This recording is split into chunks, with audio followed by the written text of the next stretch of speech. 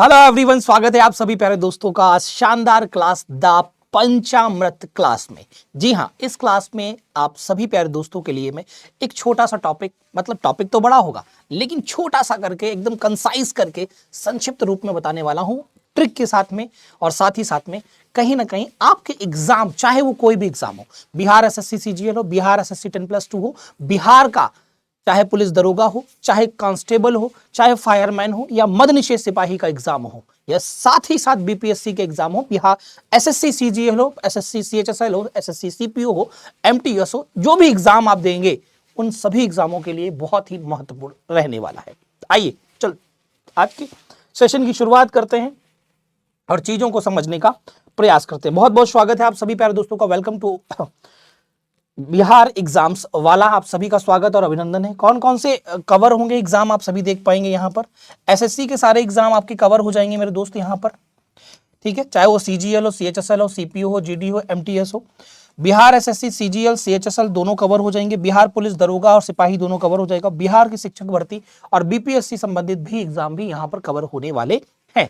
Now अब हम चलेंगे अपने मोटिवेशन की ओर, और आज का मोटिवेशन बड़ा ही प्यारा है। कामयाबी का इंतजार करने से बेहतर है उसके लिए कोशिश की जाए। जी हाँ, कोशिश जरूर जारी रखिए। और आप सभी प्यारे दोस्तों का स्नेह और प्रेम मुझे लगातार मिलता जा रहा है, तो मैं इससे भी कहीं ना कहीं एक मोटिवेशन मिलता है मुझे। और आज जो हम पढ़ने वाले हैं वो क्या पढ़ने वाले हैं वो समझ लेते हैं। आज हम जानने वाले हैं भारत के राष्ट्रपति के बारे में। जी हाँ, राष्ट्रपति का मतलब होता है प्रेसिडेंट। तो भारत के प्रेसिडेंट के बारे में हम चर्चा करेंगे आपसे, जिसे हम और आप प्रेसिडेंट ऑफ इंडिया भी कहते हैं। अगर मैं भारत के राष्ट्रपति की बात करूं तो अक्सर बच्चे कहते आए हैं कि सर हमें आर्टिकल याद नहीं होते।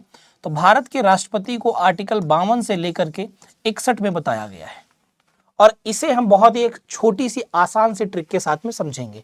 ट्रिक है हमारी पका चुनरी का पुनर्योग शर्त शपथ महाभियोग। अब अगर हम बात करें तो यहां पर इसको थोड़ा सा कंसाइज कर लीजिए, इसको कंसाइज कर दीजिए।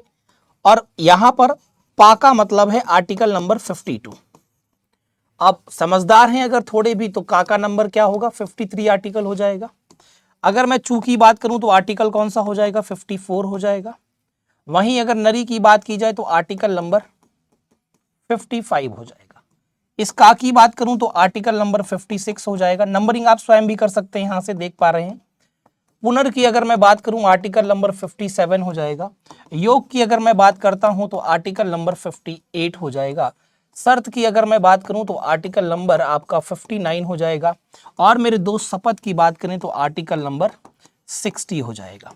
वहीं मैं बात करूं महाभियोग की, जिसे इंग्लिश में इम्पीचमेंट कहते हैं, तो ये आर्टिकल नंबर 61 हो जाएगा।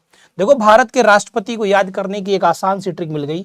पका चुनरी का पुनर्योग शर्त शपथ महाभियोग। और आर्टिकल नंबर देखिए आप, एक भी कोई भी छूटा नहीं होगा, 52 से 61 के बीच। अब आप कहेंगे 52 में क्या बताया गया है। इस पा का मतलब है पद। भारत में एक राष्ट्रपति का पद होगा, यह article number 52 of Indian constitution कहता है। क्या कहता है कि भारत में एक राष्ट्रपति का पद होगा। इस का मतलब क्या है, आर्टिकल नंबर 53 में का मतलब होता है कार्यपालिका का प्रमुख या कार्यपालिका का प्रधान। जो भारत का राष्ट्रपति होता है वो कार्यपालिका का प्रधान होता है, या आप कह सकते हो कार्यपालिका का प्रमुख होता है। मतलब कहने का executive head of the union होता है। वहीं अगर मैं बात करूं चू का मतलब है चुनाव। तो चुनाव किसका होगा, राष्ट्रपति का चुनाव। राष्ट्रपति के चुनाव में लोकसभा के मेंबर, राज्यसभा के मेंबर और सभी राज्यों की विधानसभा के साथ साथ में दिल्ली और पुदुचेरी जैसे केंद्र शासित प्रदेशों की विधानसभा के सदस्य, जो भी सभी इलेक्टेड मेंबर्स हैं, कैसे मेंबर्स हैं, इलेक्टेड मेंबर्स हैं, निर्वाचित सदस्य हैं, वो सारे के सारे यहां पर इसके चुनाव में भाग लेते हैं। नरी, आर्टिकल नंबर 55 कहता है, नरी का मतलब है निर्वाचन की रीति, या आप कह सकते हो मैनर ऑफ इलेक्शन, निर्वाचन की रीति क्या होगी। तो यहां पर जो राष्ट्रपति का चुनाव होता है मेरे प्यारे दोस्त, वो इनडायरेक्ट इलेक्शन सिस्टम के माध्यम से होता है। जनता यहां पर मतदान नहीं करती है, इस बात को याद रखें। इस का मतलब है कार्यकाल। अब राष्ट्रपति का कार्यकाल कितना है, आप सभी को पता है, राष्ट्रपति का कार्यकाल 5 वर्षों का होता है, और ये बात आर्टिकल नंबर 56 में बताई गई है। पुनर् आर्टिकल 57 कहता है पुनर् का मतलब होता है हमारे देश में राष्ट्रपति का जो पद है या उपराष्ट्रपति का पद है, इस पद पर कोई भी व्यक्ति कितने भी बार चुना जा सकता है या कह सकते हो चुनाव लड़ सकता है और जीतता जाएगा, उतनी बार वो खड़ा होता रहेगा और अपने उस पद पर बना रहेगा। तो पुनर् का मतलब है पुनः चुना जाना। क्या मतलब है? पुनः चुना जाना। पुनः मतलब दोबारा, अगेन, पुनः चुना जाना। या आप कह सकते हैं एलिजिबल फॉर री इलेक्शन, दोबारा से वो चुनाव लड़ेगा और जीत जाएगा, वो दोबारा भी बन जाएगा। इसकी कोई लिमिटेशंस नहीं है, इस बात को याद रखिएगा। आर्टिकल 58 क्या कहता है? योग मतलब योग्यता। राष्ट्रपति बनने की योग्यता क्या है मेरे प्यारे दोस्त? क्वालिफिकेशन क्या है? सबसे पहली क्वालिफिकेशन होती है भारत का नागरिक होना चाहिए, 35 वर्ष की उसकी आयु पूर्ण हो। तीसरी बात आती है कि वह किसी लाभ के पद पर ना हो, और चौथी बात आती है कि वह इतना योग्य हो कि आवश्यकता पड़ने पर उसे लोकसभा का सदस्य बनाया जा सके। आर्टिकल 59 कहता है शर्त। शर्त का मतलब होता है राष्ट्रपति कार्यालय की कुछ शर्तें होती हैं। जैसे सिंपल सी एक शर्त है कि भारत का जो राष्ट्रपति है उसे आपने कभी ऐसे स्थान पर रहते नहीं देखा होगा जो एक आम स्थान हो। वो सदैव राष्ट्रपति भवन में रहता है, और जितने समय तक वो राष्ट्रपति के पद पर रहता है उसके किसी भी तरीके के प्रिविलेज में, उसकी जो शानो शौकत हैं, उसको जो चीजें मिली हुई हैं, उनमें किसी भी प्रकार की कोई कटौती नहीं की जाती। और राष्ट्रपति भवन बनाया ही इसलिए गया है कि राष्ट्रपति जो भारत के होंगे वो उसमें निवास करेंगे। शपथ, राष्ट्रपति की जो शपथ है वो आर्टिकल नंबर 60 में बताई गई है, और राष्ट्रपति को शपथ दिलाने का काम भारत का मुख्य न्यायाधीश या सर्वोच्च न्यायालय का मुख्य न्यायाधीश करता है, जिसे हम और आप CJI कहते हैं, चीफ जस्टिस ऑफ इंडिया कहते हैं। अगर चीफ जस्टिस ऑफ इंडिया अनुपस्थित हो तो फिर कौन शपथ दिलाएगा? तो याद रखिएगा सुप्रीम कोर्ट का जो सीनियर मोस्ट जज होगा, सीनियर मोस्ट जज होगा, वो शपथ दिलाएगा। इस बात को याद रखें। अब बात आती है आर्टिकल 61 की। यह है महाभियोग। महाभियोग को ही अंग्रेजी में इंपीचमेंट कहा जाता है। क्या कहते हैं? इंपीचमेंट कहते हैं। इंपीचमेंट एक ऐसी प्रक्रिया है जिसके तहत राष्ट्रपति को उसके पद से हटा दिया जाता है। यह प्रक्रिया हमने अपने संविधान में अमेरिका के संविधान से इंस्पायर होकर के रखी थी।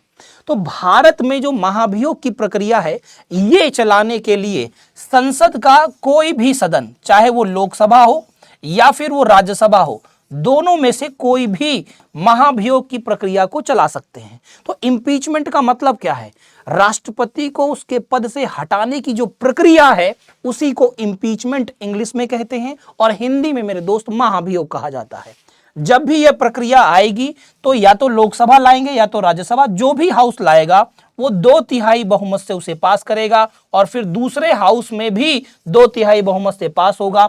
और ऐसी स्थिति अगर बनती है तो बस, अगर इंपीचमेंट साबित हो गया तो राष्ट्रपति को अपने पद से त्यागपत्र देना होता है, रिजाइन देना होता है। इस बात को याद रखें।